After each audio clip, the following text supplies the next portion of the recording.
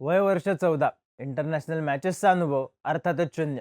बॅटिंगला आला तेव्हा समोर टार्गेट 210. टीमचा रेकॉर्ड मागच्या 3 मॅचेस अगदी शेवटच्या क्षणी हातातून घालवण्याचा. समोर असलेल्या बॉलर्सचा एकूण अनुभव 694 इंटरनॅशनल मॅचेसचा. असे बॉलर्स ज्यातल्या एकानं वयाच्या 19व्या वर्षी पॉन्टिंगच्या बत्त्या डिम केलेल्या, एकानं 17व्या वर्षी फ्युचर शेनवॉन म्हणून हवा केलेली. त्याचं आत्ताचं वय त्याहीपेक्षा कमी. जास्त होत्या त्या फक्त 2 गोष्टी: जिंकायचं प्रेशर आणि भिडायची जिद्द. मुळात 14 वर्षांच्या पोराला IPL खेळताना आपण कधी बघितलं नव्हतं. त्यामुळं 14व्या वर्षी सिलेक्ट होणं हीच मोठी गोष्ट होती. त्याच्या पुढे विषय गेला नसता तरी चालला असतं, पण विषय त्याच्या पुढे गेला. पहिल्या बॉलला 6 मारण्यापर्यंत गेला आणि 35 बॉलमध्ये सेंचुरी मारण्यापर्यंतही. वैभव सूर्यवंशी स्टार झाला, पण त्याला स्टार करण्यात काही माणसं महत्वाची होती आणि वैभवचे काही गुणही. ही वैभव सूर्यवंशीची स्टोरी, त्याला घडवणाऱ्या हिरोंची स्टोरी. नमस्कार, मी चिन्मय आणि तुम्ही पाहताय बोलभिडू.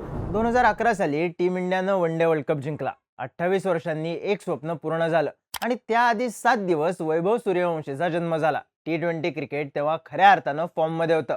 टीम इंडियाच्या नावावर एक वर्ल्ड कप होता. IPLचे 3 सीझन पार पडले होते, हिट झाले होते आणि संजीव सूर्यवंशी नावाच्या एका माणसानं स्वप्न बघितलं होतं. दुसऱ्यांदा संजीव सूर्यवंशी बिहारचे. त्यांना व्हायचं होतं क्रिकेटर, पण घरची जबाबदारी की क्रिकेटर व्हायचं स्वप्न यात जबाबदारी जिंकली आणि सूर्यवंशींनी नाद सोडला.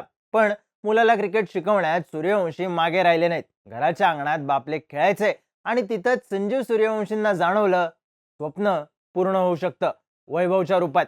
मग घरामागे असलेल्या शेतात छोटं पिच बनवण्यात आलं. वैभव क्रिकेट खेळायला लागला. सिनियर सूर्यवंशींनी एक स्टेप पुढे जाण्याचा निर्णय घेतला. 9 वर्षांचा असताना वैभव ब्रजेश झा यांच्याकडे कोचिंगसाठी जायचा. पोरात एवढा स्पार्क होता की त्याची विजय हजारे ट्रॉफीच्या अंडर 16 ट्रायल्ससाठी निवड झाली. पण वय फारच कमी असल्यामुळे तो मेन टीम मध्ये जागा मिळवू शकला नाही. इतक्या कमी वयात अंडर 16च्या बॉलर्सला सहज खेळणारा वैभव मग माजी रणजीपटू मनोज ओझा यांच्याकडे कोचिंगला आला. तिथं आणखी बारकाईनं घडायला लागला. मॅचेस सुद्धा खेळायला लागला. खोऱ्यानं रन्स करायला लागला. पण या सगळ्यात एक प्रॉब्लेम होता. वैभव राहायचा समस्तीपूरला आणि ओझा यांची झेनिथ क्रिकेट अकॅडमी होती पटनाला. 85 किलोमीटरचं अंतर, एकाडेक दिवस होणाऱ्या मॅचेस, हे सगळं लहानग्या वैभवला एकट्यानं जमणार नव्हतं. पण स्वप्न तर पूर्ण करायचं होतं, सिनियर आणि ज्युनियर सूर्यवंशी दोघांनाही. संजीव सूर्यवंशींनी वैभवला मॅचेसला घेऊन जाता यावं, त्याला वेळ देता यावा म्हणून नोकरी सोडली. प्रवासाचा प्रश्न उभा राहिला तेव्हा त्यांनी आपली शेत जमीन विकून 4 व्हीलर घेतली. तर बघायला गेलं तर त्यावेळी त्यांच्याकडे नोकरी नव्हती, जमीन नव्हती, पण स्वप्न होतं आणि कष्ट करण्याची ताकद सुद्धा. वैभवच्या वयाची मुलं नेट्समध्ये 40-50 बॉल खेळायची. वैभव तेव्हा 600 बॉल खेळायचा दिवसाला. प्रॅक्टिसची वेळ संपल्यावर थांबून त्याच्यासाठी 10 नेट बॉलर सुद्धा थांबायचे. प्रत्येकाला एकच गोष्ट वाटायची, या पोरामध्ये काहीतरी स्पेशल आहे. मग वैभवची आई पहाटे उठून या 10ही जणांसाठी जेवण बनवायची. आपल्या मुलाची प्रॅक्टिस व्हावी म्हणून ही मुलं सुद्धा कष्ट घेत आहेत याची जाणीव ठेवून. या सगळ्यांचे कष्ट लवकरच फळाला आले. वैभव मोठ्या टुर्नामेंट्समध्ये चमकायला लागला. विनू मंकड ट्रॉफीत त्यानं 400 रन्स केले. जानेवारी 2024 मध्ये त्यानं बिहारसाठी विजय हजारे ट्रॉफीत डेब्यू केला. तेव्हा त्याचं वय होतं 12 वर्ष 269 दिवस. डेब्यू मॅचमध्ये त्याचा स्कोर होता 71 रन्स फक्त 42 बॉल्समध्ये. वैभव कृणाल पंड्याला गुडघ्यावर बसून 6 खेचतो याचा व्हिडिओ तुम्ही सोशल मीडियावर पाहिला असेल. तो याच मॅच मधला. त्यानं 12 वर्ष 284 दिवस इतकं वय असताना मुंबई विरुद्ध रणजी ट्रॉफी डेब्यू केला. त्याआधी बिहारमधल्या रणधीर वर्मा टुर्नामेंट या अंडर 19 स्पर्धेत नॉट आउट 332 रन्स केले. म्हणजेच नावावर एक ट्रिपल सेंचुरी सुद्धा आली. त्यानंतर भारताच्या अंडर 19 टीममध्ये त्याची निवड झाली आणि चेन्नईला झालेल्या भारत ऑस्ट्रेलिया अनऑफिशियल टेस्ट मॅचमध्ये 13 वर्षांच्या वैभवनं फक्त 58 बॉलमध्ये सेंचुरी मारली. या मॅचमध्ये त्याचा स्कोर होता 62 बॉल 104 रन्स. या प्लेअरमध्ये काहीतरी स्पेशल आहे याची जाणीव सगळ्या जगाला झाली होती. आई सकाळी उठून जेवण बनवायची, वडील ठिकठिकाणच्या मॅचेसला घेऊन फिरायचे आणि वैभव मॅच कुठलीही असो, समोर बॉलर्स कुठलेही असो, रन्स करायचा, ते सुद्धा खोऱ्यानं. प्रत्येक स्टेजवर मागच्या मॅचपेक्षा जास्त. आज जास्त रन्सचा फॉर्म्युला एका मॅचमध्ये कमी पडला, पण बऱ्याचदा आकड्यांपेक्षा तुमचा इंटेंट बघितला जातो. वैभव सोबत सुद्धा हेच घडलं. त्याचा इंटेंट बघणारा होता VVS लक्ष्मण.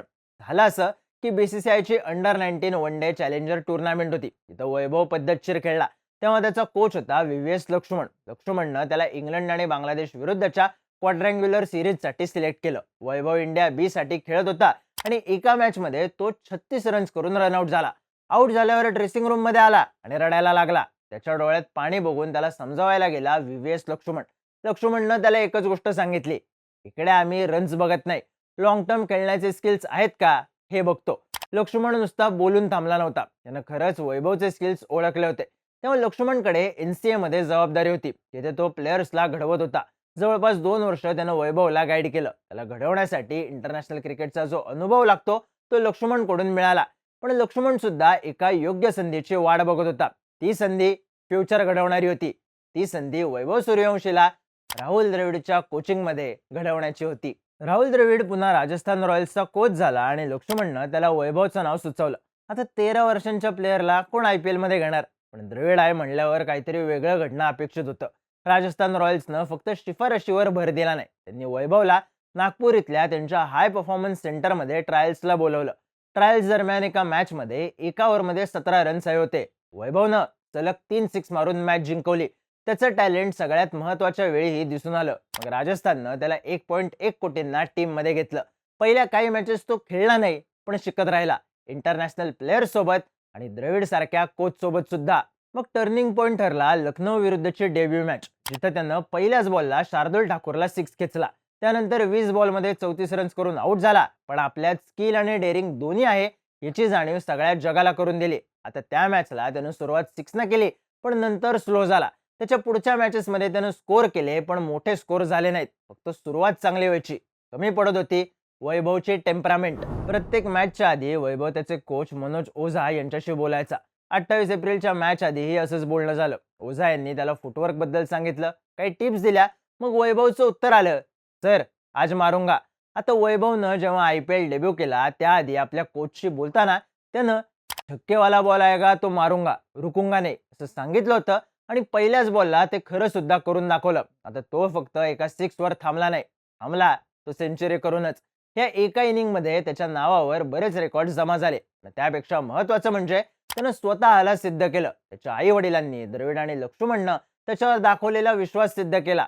समोर कोणते बॉलर्स आहेत त्याचा फार विचार न करता तो खेळला आणि जिंकलाही. स्टार एका रात्रीत बनत नाहीत, त्यामागे मेहनत असते. नेट्समध्ये 600 बॉल खेळण्याचा फायदा 11 सिक्स मारताना दिसून आला, एका ओव्हरमध्ये 30 रन्स मारताना दिसून आला, सेंचुरी नंतरच्या शांत सेलिब्रेशनमध्ये दिसून आला आणि आज मारूंगा या कॉन्फिडन्समध्येही. आता त्याची तुलना जगातल्या कित्येक भारी क्रिकेटर्सशी केली जाईल. त्याची शॉर्ट बॉलवर असलेली हुकूमत, त्याची बॅकलिफ्ट, प्रत्येक गोष्ट सेम या प्लेअर सारखे असं म्हणत कौतुक होईल. वैभव आपलं वेगळेपण सिद्ध करत आलाय, म्हणूनच चमकलाय.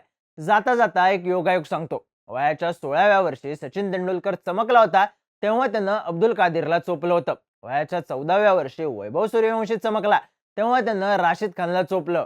दोघंही आपापल्या काळातले टॉपचे लेग स्पिनर.